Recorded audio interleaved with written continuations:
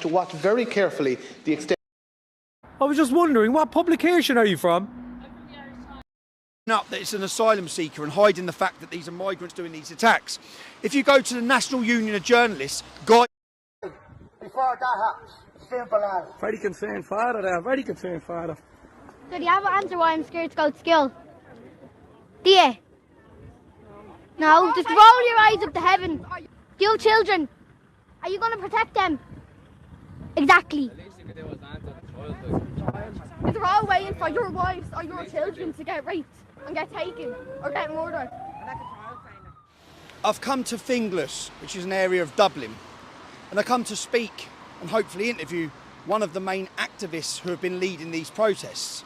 Only problem is, he was arrested. He was arrested by the local police, and he now has bail conditions from a judge. And in the judge's words, I'm banning you from the internet. He's banned from all social media. He couldn't do an interview because he'll end up in jail. Now, this is a worrying trend. I've experienced this in the UK. False charges which give you bail conditions for 6 months, prohibiting your activities or your activism and your democratic rights to freedom of speech and freedom of assembly. Now, when I started looking and investigating to understand what the police are going to do here, because these protests are springing up in every estate, in every area across Ireland.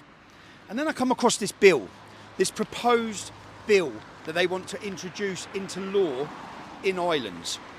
And this should terrify everybody. This is a protection of private residents against targeted picketing bill, which sounds okay. We don't want you protesting outside people's residences or outside the front doors of their homes. But when you read into this to actually see what they're proposing, in this act, minister means the Minister for Justice. Protest includes to advise and or persuade or attempt to advise and persuade or otherwise express an opinion. This law, if they bring it in, will get you 12 months in jail for expressing an opinion against economic migrants being put onto your housing estates. That's what it's going to do. You get 12 months in jail.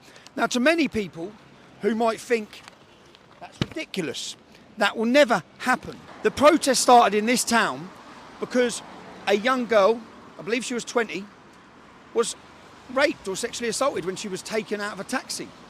That's what spread people onto the streets. Now, people always say they're covering up that it's an asylum seeker and hiding the fact that these are migrants doing these attacks.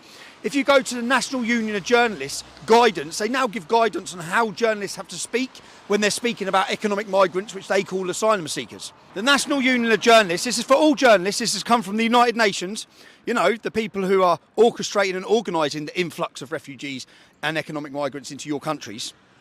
If information is published without consent, likely to lead members of the public to identify a person as an asylum seeker, i.e. if an asylum seeker here commits a rape and the journalist identifies them so people know they're an asylum seeker, the following people could face conviction and sentence to a fine or a term of imprisonment of up to 12 months or both. The newspaper, the owner, the editor and the publisher, other types of publication, the person who publishes it, a programme that has been broadcast or any other form of general broadcast, any person who transmits, provides or otherwise communicates that broadcast and any person responsible for its creation or editing. So they cover the cameraman, they cover the editor, they make sure they cover everything. So if an asylum seeker rapes someone or commits a heinous crime, they're not allowed to tell you. I was just wondering, what publication are you from? I'm from the Irish Times. The Irish Times. Why do you interview the leftists but not the concerned citizens? Why do you interview them but not us? I'm here doing my job. Oh, you're not doing your job if you're only getting one side.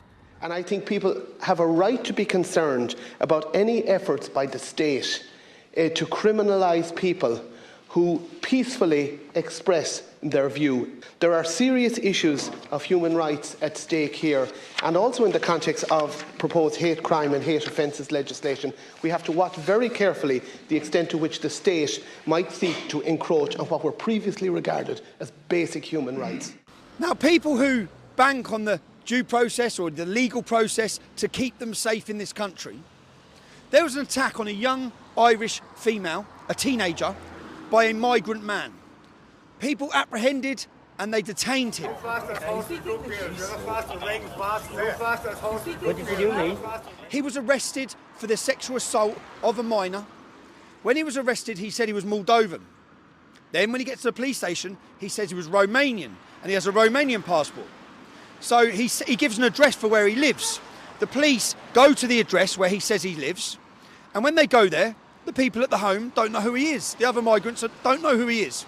He then goes on Google Maps and he says, that's where I live. And he points to another address and he says his passport is in that address. The police go to that address. There's no passport. What does a judge do? Bearing in mind 60% of the migrants that come in here get rid of their identity. We don't know who they are. They might be wanted in other countries for crimes. They do not know who they are. The judge gives him bail. He lets him back out after sexually assaulting a teenager on the streets, grabbing her, and then he gives him a bail condition to surrender his passport.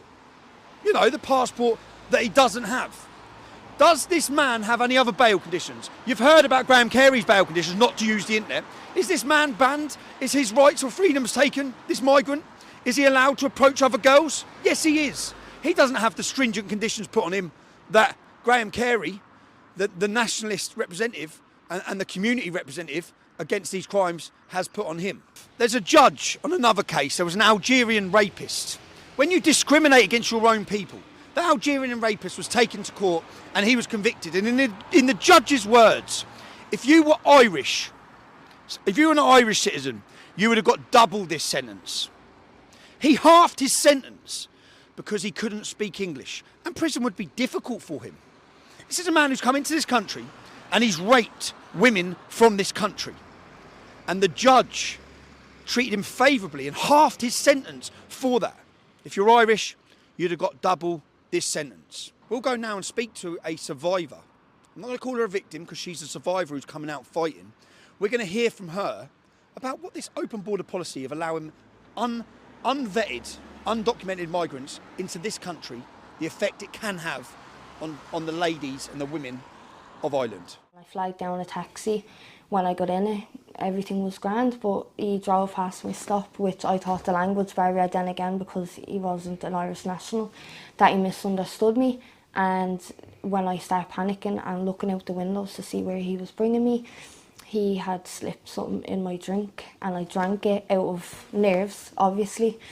And with that, I felt a hand behind the head, bounced off the dashboard, and there's like an hour, maybe 2 hours, that I don't know what actually happened. They did a rape kit as a precaution and it had came back that there was semen found in 3 parts of my body. So I had been sexually assaulted while I was completely out cold. He'd raped you? Yeah, for hours. For hours? Yeah. Prior to raping you, he'd raped another Irish girl 3 years ago. She wasn't an Irish citizen, but she was in the country at the time. He'd raped another girl in Ireland? Yeah. But prior to that, he was already wanted for rapes in Austria and France? Yeah. So he's a foreign national? Yeah. Was he in there illegally? I don't know. All I know is that if he had been background checked and Garda vetted, they would have known that he was basically a fugitive wanted. So when he came into the country, there must have been an Interpol warrant out for someone who's wanted for previous rapes. Yeah. But yeah, he was in Ireland. Yeah. Was he a taxi driver? No. He wasn't? So he wasn't registered or anything, so the only conclusion we could come with is that he must have gotten stuff online. You know, the sign, like he had the sign and everything. He had the little thing, you know, on the front of the taxi where it says his name and his taxi number, but it wasn't real. It was all fake? Yeah. So he obviously, it was all premeditated. He knew what he was doing, and the previous attack, I won't go into details, but it was pretty similar. He just said that basically that he didn't have to ask women for sex. In his culture? Yeah. It has scared me. I'm afraid to go down the road. I don't like going out when it's dark. Like, it's just terrified me and it's traumatised me. Like, I have PTSD, I have to deal with that, with flashbacks and everything, and I have an autistic child, which I love to death, and that's what's keeping me going, but this shouldn't have happened. Like, if something was actually done and they realised the importance of Garda vetting,